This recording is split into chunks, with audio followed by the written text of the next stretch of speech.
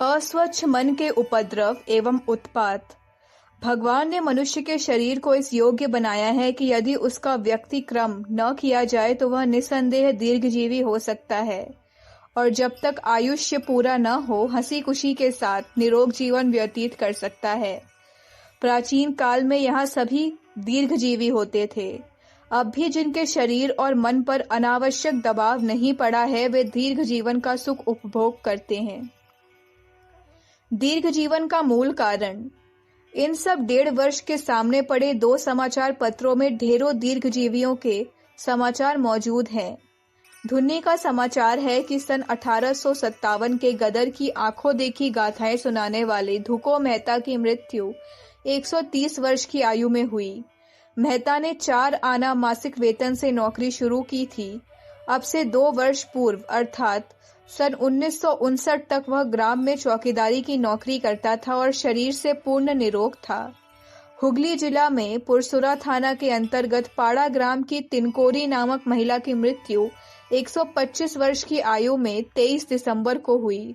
बुढ़िया अपने पीछे एक 70 वर्षीय पुत्री तथा 65 वर्षीय पुत्र तथा 35 पौत्र पौत्रियां छोड़ गई है।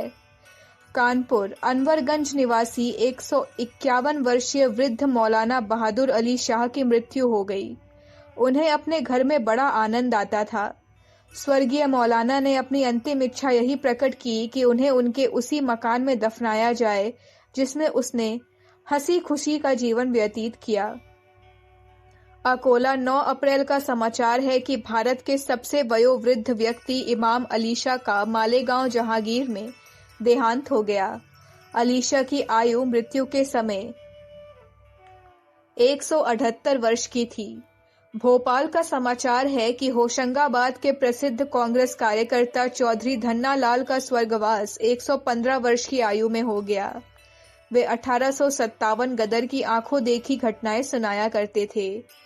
कपूरथला का समाचार है कि जिला अमृतसर के आयवा कलां गांव के एक किसान ने अभी भी अपने यौवन को बंदी बनाकर रखा हुआ है। उसकी आयु 120 वर्ष की है और अब भी वह अपने खेत में हल चलाता है। उसके स्वास्थ्य और दृष्टि में कोई फर्क नहीं आया है। किसान का नाम माधर सिंह है। इंदौर में जनगणना संग्रह करने वालों ने जो आंकड़े संग्रह किए हैं उससे पता चला है कि नगर में बहुत से व्यक्ति 100 से ऊपर के हैं। इनमें आधे से अधिक स्त्रियां हैं। डॉक्टर विश्वेश्वरैया के अनुभव।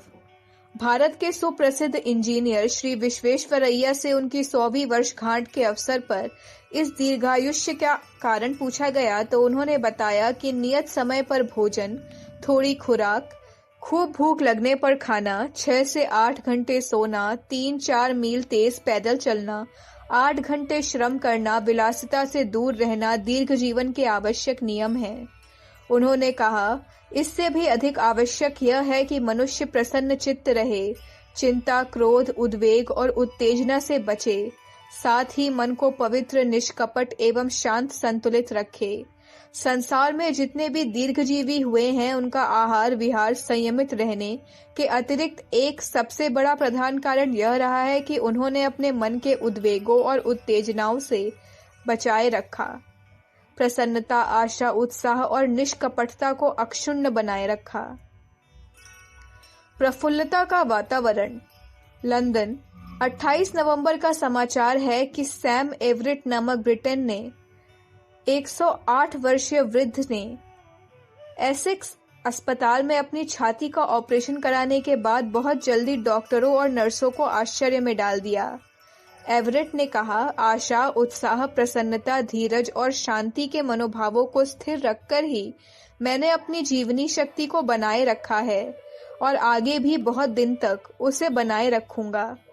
पाकिस्तान के हुजा प्रदेश में लोग 120 वर्ष तक जीते हैं। उनमें से कितने ही तो 140 वर्ष के हैं। इस दीर्घ जीवन का प्रधान कारण वे मानसिक तनाव से बचे रहकर निश्चित रहना ही बताया करते हैं। 114 वर्षीय बेनिमन लोगों से कहा करते थे कि गुस्सा मत करो, निश्चिंत होकर सो, पेट के साथ निर्दयता ना करो, खुश रहो और किसी की बुराई मत करो, तुम भी मेरी ही तरह दीर्घजीवी हो सकते हो।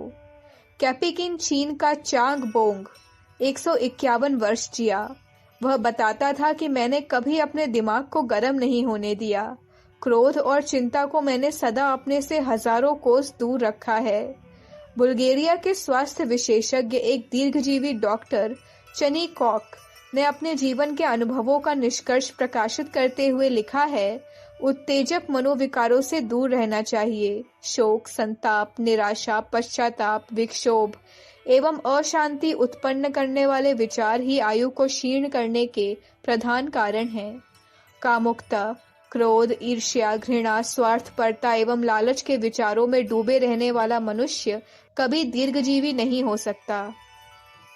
मनुष्य की दुर्बलताएं ही उसके स्वास्थ्य को चौपट करने का प्रधान कारण होती हैं। आंतरिक स्थिति का स्वास्थ्य पर प्रभाव। मन की प्रसन्नता एवं अंतःकरण की जिस शांति को दीर्घ जीवन का प्रधान कारण माना गया है, वह मानसिक स्वच्छता हमारे व्यक्तिगत जीवन के सर्वतोमुखी विकास की एकमात्र कुंजी है।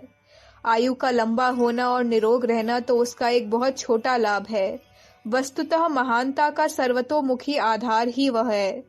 जिसका मन संतुष्ट और शांत है, उसी का मानसिक स्तर दूरदर्शिता पूर्ण रह सकता है और उसी को सुलझी हुई विवेक बुद्धि प्राप्त हो सकती है।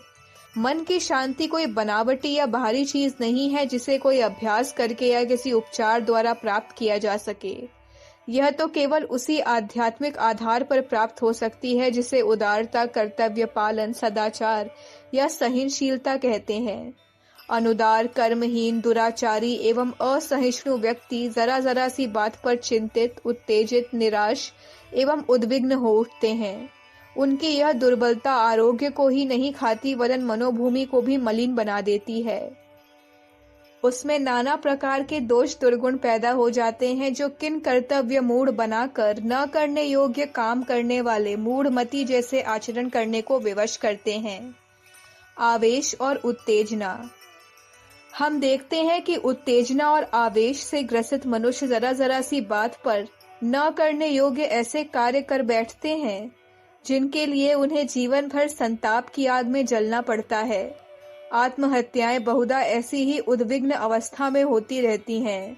समाचार है कि कानपुर जिले के ग्राम निगोह के निवासी एक व्यक्ति को अपनी 6 महीने की कन्या की हत्या करने के अपराध में पुलिस ने पकड़ा है। बताया जाता है कि नन्ही बच्ची के लगातार रोने के कारण क्रुद्ध होकर उक्त व्यक्ति ने उसे उठाकर जोर से जमीन पर पटक दिया, जिससे बच्ची तत्काल मर गई। इस पर घबराकर वह व्यक्ति स्वयं भी आत्महत्या करने के लिए कुएं में कूदने दौड़ा, किंतु लोगों ने उसे पकड़कर पुलिस के हवाले कर दिया। उरई के समीप गोहर निवासी एक व्यक्ति ने अपनी 5 वर्षीय पुत्री को कुएं में फेंक दिया।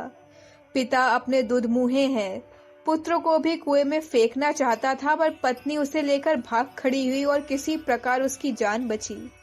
पुलिस ने उक्त पिता को गिरफ्तार कर लिया। बालिका को मृत अवस्था में कुएं से निकाला गया। जालंधर पंजाब के पास सराय खास नामक ग्राम में पारिवारिक कलह के कारण रतन कौर नामक एक महिला ने अपनी अल्पवयस्का पुत्री के सहित कुएं में छलांग लगा ली। माता और पुत्री दोनों ही जल में डूब गई और दम तोड़ दिया। हल्द्वानी में होली के दिन सेशन कोर्ट के निकट एक पोस्ट कर्मचारी की हत्या कर दी गई।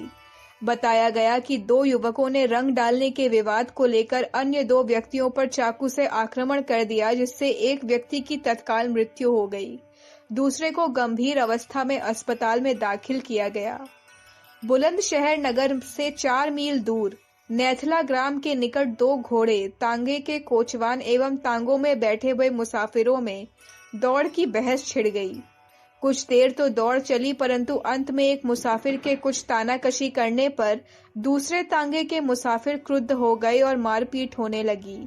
घायलों में से एक युवक की अस्पताल में पहुंचते पहुंचते मृत्यु हो गई। जौनपुर जिले के मलिकानपुर ग्राम में एक कुएं की नाली की सफाई के प्रसंग को लेकर केवटों के 2 दलों में झगड़ा हो गया, जिसके फलस्वरूप एक व्यक्ति अस्पताल में पहुंचते पहुंचते मर गया। कई को सख्त चोट आई। छोटी बात बड़ी हानि। अक्सर बहुत ही छोटी बातों को लेकर लोग उत्तेजित हो जाते हैं।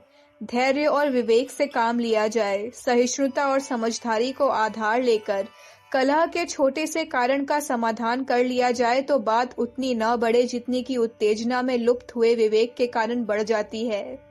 समाचार है कि कानपुर में एक कुत्ते के पीछे झगड़ा हो जाने के फलस्वरूप एक व्यक्ति ने काशीराम नामक एक व्यक्ति की कनपटी पे करौली मार दी। उसे चिंताजनक हालत में अस्पताल में भर्ती किया गया। घटनाक्रम के अनुसार शौकत के कुत्ते ने काशीराम के घर के सामने टट्टी कर दी थी। इसकी शिकायत ने विवाद और हमले का रूप धारण कर लिया। शौकत को गिरफ्तार कर लिया गया। बिजनौर जिले के गाजीपुर गांव में होली के अवसर पर झगड़ा हो गया। 30 व्यक्ति जख्मी हुए। श्यामलाल नामक व्यक्ति मर गया। घायलों में औरतें और बच्चे भी हैं। सहारनपुर के नुमाइश कैंप में के बच्चों में झगड़ा हुआ, जो बात बढ़कर औरतों तक जा पहुंची। औरतों ने झगड़ा और बढ़ाया तो मर्द भी पहुंचे। मर्द और भी आगे बढ़े और उन्होंने अपने हितैषियों को भी मदद के लिए बुला लिया।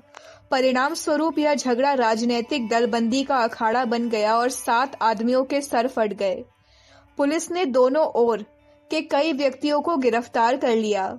जावरा रतलाम में कौन पहले पानी भरे, इस छोटी सी बात ने इतना भयंकर रूप धारण किया कि मारपीट में एक युवक अत्यधिक घायल हुआ और अस्पताल में पहुंचते पहुंचते उसकी मृत्यु हो गई। आवेश की हानिकर प्रतिक्रिया। उत्तेजना, आवेश और असहिष्णुता आज हमारी मनोभूमि पर बुरी तरह छाती जा रही है। इसका परिणाम सब प्रकार अहितकर हो रहा है। आगरा 3 जनवरी का समाचार है कि गत सप्ताह हृदय की गति रुक जाने से अनेक मौतें होने पर प्रमुख डॉक्टर गंभीर चिंता व्यक्त कर रहे हैं।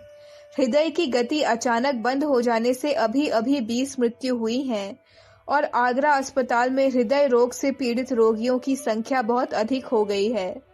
हृदय रोगों का एक प्रमुख कारण मनुष्य का निरंतर चिंतित रहना है। बुलंदशहर से 6 मील दूर ग्राम सिखेड़ा के एक किसान मलखान सिंह की फसल इस वर्ष की भयंकर वर्षा एवं बाढ़ के कारण नष्ट हो गई। उसे यही चिंता हो गई है कि अब क्या होगा। इसी वाक्य को बार बार दोहराते दोहराते उसके हृदय की गति बंद हो गई और बेचारा देखते देखते संसार से चल बसा। विश्व के 4th राष्ट्रीय कैंसर सम्मेलन की रिपोर्ट से पता चलता है कि 99 अस्पतालों में 2,12,362 फेफड़े के कैंसर के रोगियों का ऑपरेशन हुआ। उसमें से ऑपरेशन के बाद स्त्रियां तो 100 में से 62 अच्छी हो गईं, पर पुरुष केवल 30% ही बच सके। डॉक्टरों का कहना है कि स्त्रियों की अपेक्षा पुरुष अधिक चिंतित रहते हैं और इसी कारण वे रोग निरोधक जीवनी शक्ति से वंचित हो जाते हैं। भारत के मानसिक रोगों के अस्पतालों के अधीक्षकों का एक सम्मेलन पिछले दिनों आगरा में हुआ था। इसमें बताया गया कि भारत में इस समय पागलों की संख्या 8,50,000 है। सन 1954 के बाद यह संख्या तेजी से बढ़ी है। अखिल भारतीय मानसिक चिकित्सा संस्थान के सर्वेक्षण से प्रकट हुआ है कि ग्रामों की अपेक्षा शहरों में मानसिक रोगी अधिक हैं और इसका प्रमुख कारण शहरी जीवन की परेशानियां हैं। लोग आर्थिक एवं पारिवारिक चिंताओं में अपना मानसिक संतुलन खो बैठते हैं और पागलपन से संबंधित रोगों में ग्रसित हो जाते हैं। पागलों में 27% पुरुष और 11% महिलाएं हैं, क्योंकि पुरुष स्त्रियों की अपेक्षा अधिक चिंताग्रस्त रहते हैं। उन्माद, आत्महत्या, छोटी बातों पर भयंकर उत्पात, बीमारी, अकाल मृत्यु आदि अनेक आपत्तियों का कारण हमारा मानसिक असंतुलन है। मलिन मन ही असंतुलित होता है। जीवन के प्रति, जीवन की समस्याओं के प्रति, कर्तव्य पालन के प्रति सही दृष्टि रखने वाले व्यक्ति ही मानसिक दृष्टि से संतुलित रह सकते हैं और अपनी आंतरिक शांति स्थिर रख सकते हैं। मन की स्वच्छता जीवन की अमूल्य निधि है। इसे खोकर हम दीर्घ जीवन से ही वंचित नहीं होते, सामान्य जीवन यापन कर सकने की स्थिति से भी वंचित हो जाते हैं।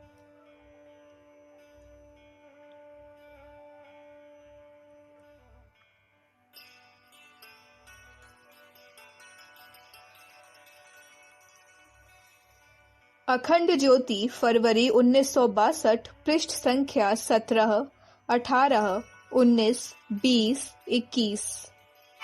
हमारे YouTube चैनल विचार क्रांति दूत अखंड ज्योति पत्रिका को सब्सक्राइब करें एवं अगली वीडियोस प्राप्त करने के लिए बेल आइकन दबाएं। धन्यवाद।